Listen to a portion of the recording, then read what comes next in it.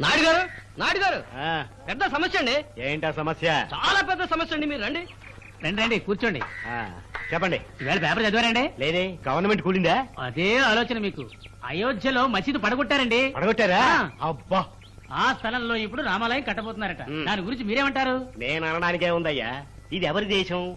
హిందూ దేశం. ఉమ్. మన దేశంలో మన ఆలయాలు మనం కట్టకూడదా? అయోధ్యలో రామాలయం కట్టి తీరాలి. కట్టి తీరాల్సిందే. అయ్యా, అదే స్థలంలో మసీదు కట్టాలంటున్నారే. అంటున్నారా?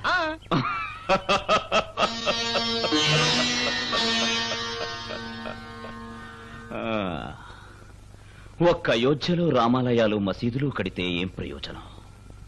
ముందు మీ హృదయాల్లో రామాలయాలు మసీదులు కట్టుకోండి.